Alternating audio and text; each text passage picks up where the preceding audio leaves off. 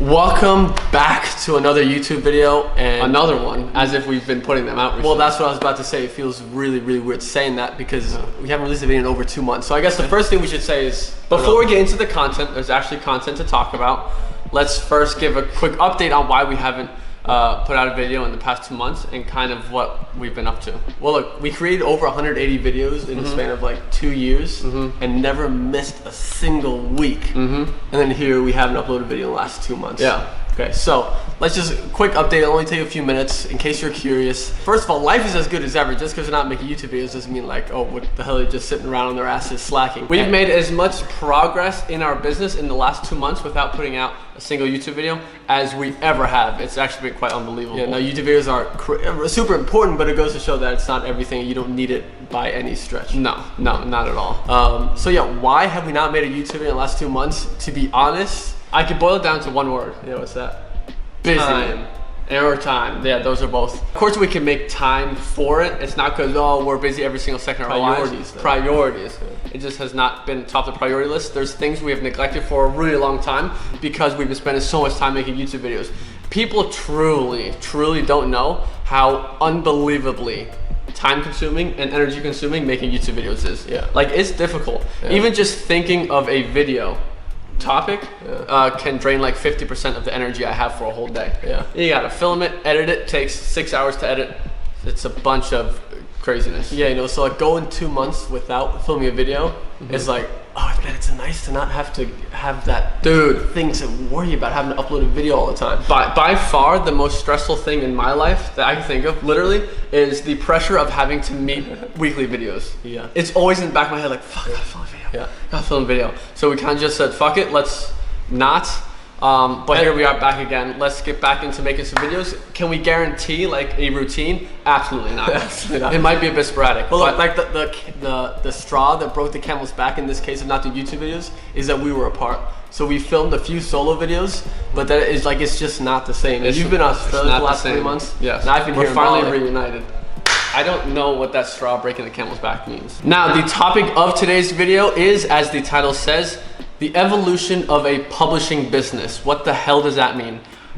It means a few different things. So, of course, we all know what evolution is. Like, let's put something on the screen to show exactly what an evolution looks like. Like a man going from a caveman to a human. Evolution like that. Something small turning into something brilliant and amazing. For the sake of the evolution of publishing, I want to talk about it on 2 levels. And these are 2 very important discussions to have that just aren't talked about enough.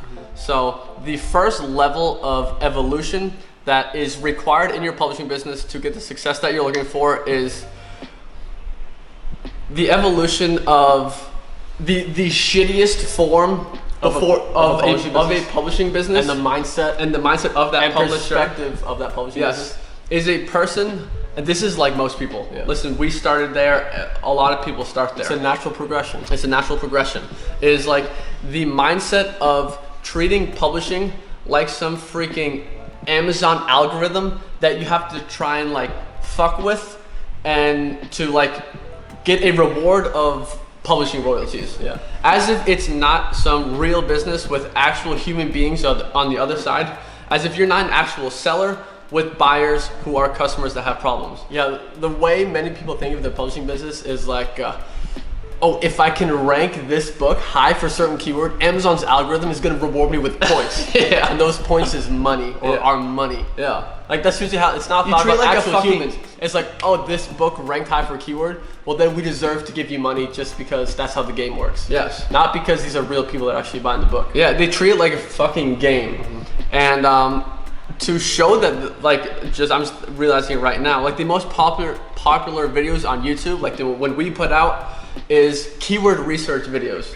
In the end, what the hell, how important is keyword research really in the grand scheme of a business? It's just one tiny step, but it's what everyone is focused on because it's all about keywords, ranking for keywords, algorithm. Now, instead of thinking of your publishing business as an algorithm or like a game just ranking keywords, ranking books for certain keywords, you have to think of it as real people buying your book for a certain reason, that being that they have a problem that they are hoping that you have convinced through your description and title and everything that's going to help them solve that problem. In the end, what business is solving problems with your solution. In the case of a publishing business, a book. So if you have this evolution of your mindset or the shift, like the way, the actions that you're going to take, how that's going to change, is that you're actually going to start to care about the book itself. This can be a natural progression. Like, there's nothing wrong with starting in this shitty state of treating publishing like a game, to what you want to do is treat it like an actual business, which is what a lot of people don't. But if you haven't gotten into publishing yet, you don't need to start over here. Start over here, where, yeah, you're treating it like an actual business. Now, the second layer of the evolution of your publishing business, or at least the mindset or how you should think of your publishing business. Now, this is game-changing shit we're about to expose and talk about. So and we'll be talking a lot more about it later. Yeah. But so look, like I said before, it's real people that have a problem and you're trying to help them solve it. You're doing this via a book, but in the end, it doesn't matter what product or in what way that you're helping to solve that problem. It's really, a book is just one way of doing that. It's just a mode of solution to their problem. And a book is the lowest level and lowest barrier to entry to getting into the industry of education. In the end, a publishing business, all it is an education business. It's an education business, and the great thing about it is education is one of the absolute biggest industries and markets on planet Earth. College is part of what is creating this opening in the market for people to come in with, what the hell was that sound? Febreze type machine. Okay. But what? Oh, I smell it. It smells good. It's nice. What could you call it? Like at-home education?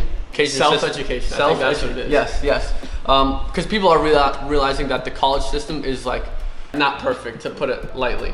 But the college industry as a whole, multi-trillion dollar, all that is the education system. Yeah. And a publishing business fits into that market of selling education. So what I want to say is that view your publishing business as an education business, meaning you're just helping people solve a problem or educate them, and a book is one way of doing that. It's the lowest level. Yeah. So what I'm really trying to say is that there are many other ways of serving your customer or helping them solve that problem. That can be via a book, okay? But the other options, it could be an online course, it could be a product, it could be coaching, it could be live events. I'm not telling people to don't get ahead of yourself and start doing this instead of your publishing business. Start with your, obviously, publishing books because it's the easiest entry into this market. But always keep this in mind that in the long run, you can turn your publishing business, really your education business, into something that offers online courses, live events, products, and online coaching, as I said before, other services. But a publishing business simply just starts with books. Like you said, don't get ahead of yourself. Don't like, oh, okay, now I'm gonna get into the online course business. But a lot of people are in the stage of growing a publishing business and they get capped, whether it's like mentally or actually they get a little capped with where they could take it, because you can only really put out so many books and do that for so long until you start reaching a limit where it's hard to grow. The biggest opportunity right now in the education market or industry, in my opinion, is the online course business. It gives you a much better opportunity to serve the customer and then also yourself, charge a lot higher prices and solve their problem on a whole different level than just flipping through 150 pages in a book. It's just a win-win for everyone involved. It's a win-win in every, they get better educated, you are better rewarded for educating them in a better way, and you can do a much better job because you're solving their problem on a whole different level. And that's just online courses. I believe online courses are the best natural evolution because it's education to education. Coaching would also just be education, but you could always throw in products, which not education per se, but it's a way of helping your customer. Yes, exactly. Think of it more that way.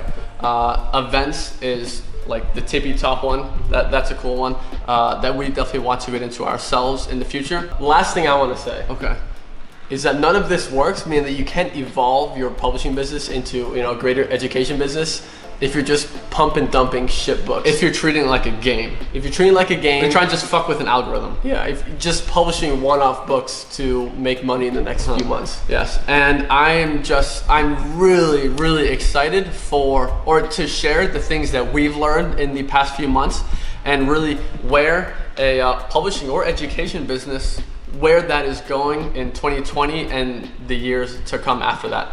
Because business is always evolving and you have to adapt to it. Because if you're publishing the way people used to publish back in 2014, you don't make shit. Yeah. Like you literally make pennies, because that's the old way of doing it. That doesn't work anymore. This evolution is something you should have in mind from the beginning and understand when you get into a publishing business. This is what we had always thought. We had capped ourselves at, oh, you can make $10,000 to $20,000 a month selling books. It's so much bigger than that, and I can't wait to talk more about it. So yeah, that wraps up our first YouTube video in 2 months. yes, A little bit rusty, but it feels good for to, sure to get rusty. the first one. Definitely rusty. First one done right now. Yeah. So How do we normally end videos? We just like the video, subscribe to the video, share it with a friend. magic emoji of the video, we can't not do it, and there's a coffee right there, so it'll be the coffee cup. And yeah, what magic emoji is, if you watch the video to the end, if you're hearing me speak this, Spam that coffee emoji in the comment section, and we reply to every comment. Although I'll be honest, we had been replying to every comment forever. Yeah. But last 2 months, I haven't looked at a single YouTube comment. Yeah. I missed a thousand. so at least. no promises. Yeah, But- but on this video we will. Yeah. That's it. Okay, that's enough talking. See you guys in the next video, I guess.